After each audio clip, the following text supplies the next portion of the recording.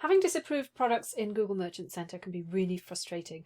And if your products are disapproved in Google Merchant Center, then they will not show up in your Google shopping campaigns. So in this video, I'm going to walk through the process I use to actually fix those disapprovals in Merchant Center.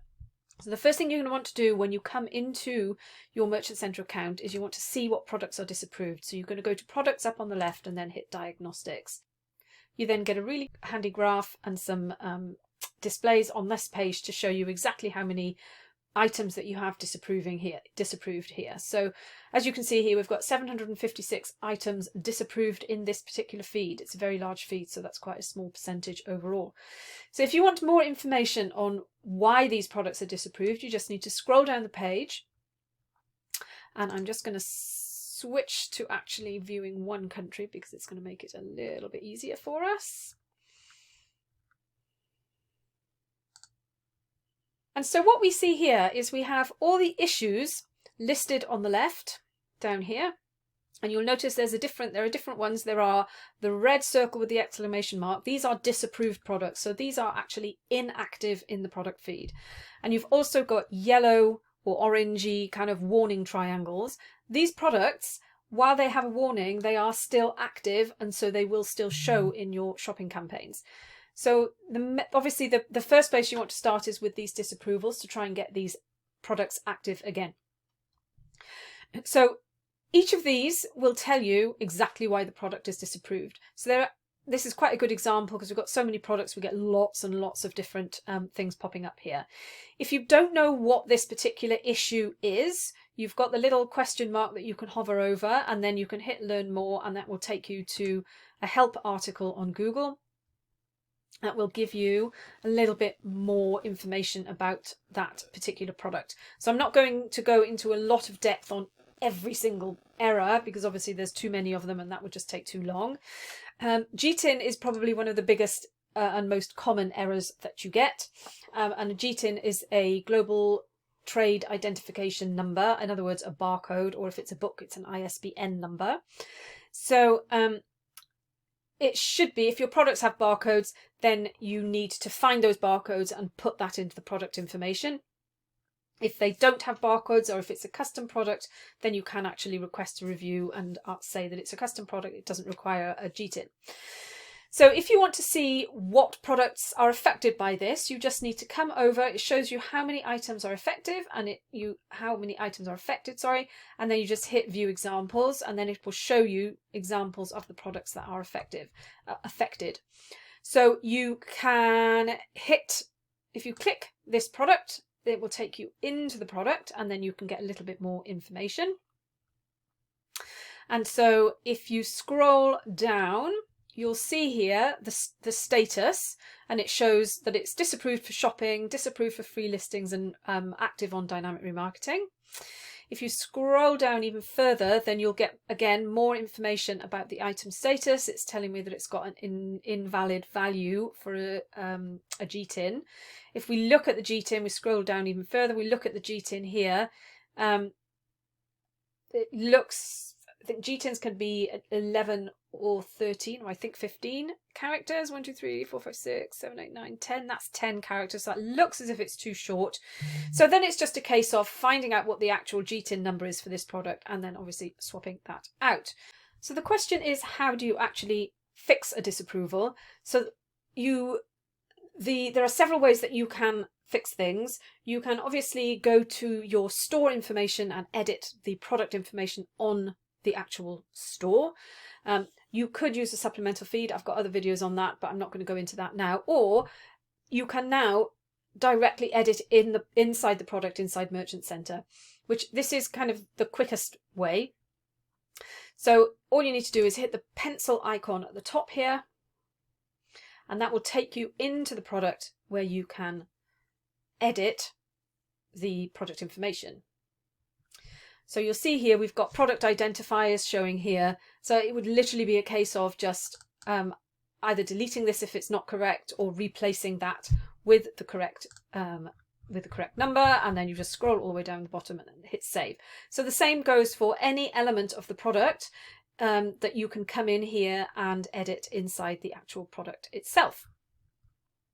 Okay.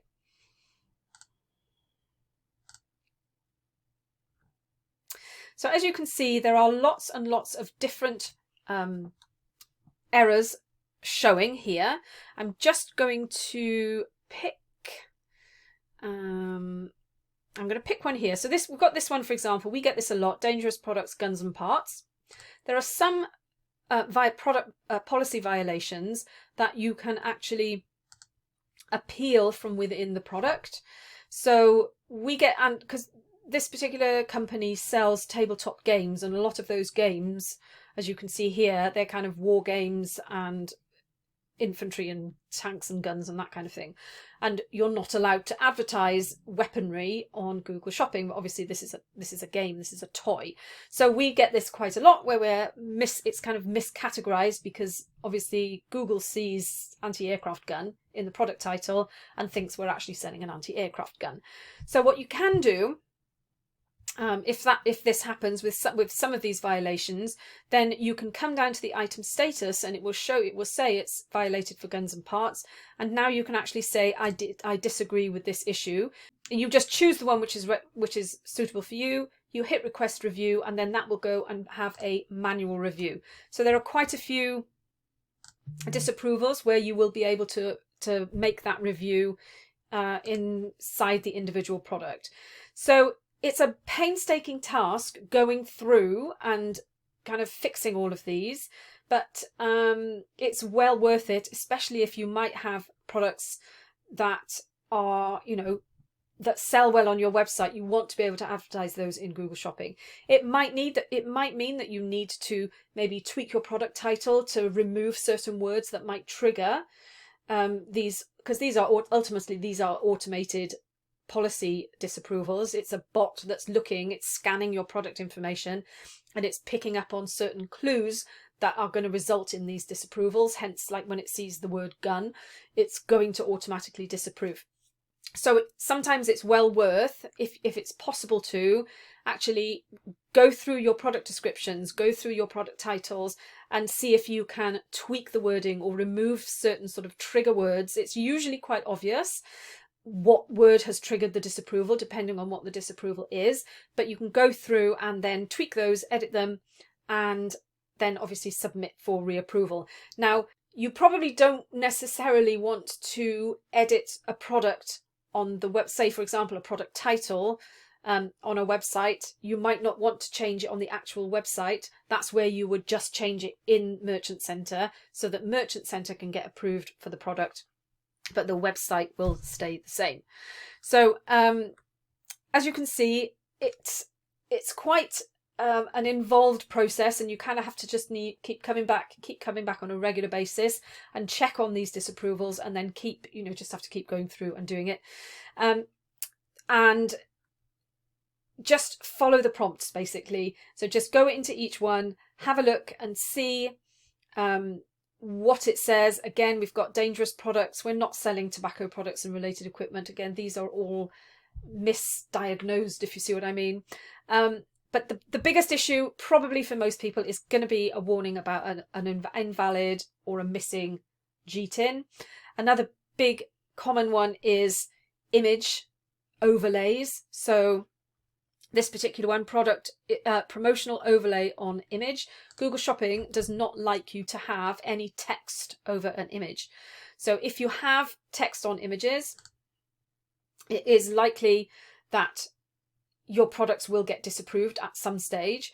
So obviously the only option with that will be to actually go and edit the image to remove, so you can see this brand name here. So you would either have to go and edit that image to remove the brand name, or if the product has multiple images, which I don't think this one does. No, if it has multiple images, then you might want to maybe remove the one with the overlay and choose an alternative image to use in your Google Shopping ads.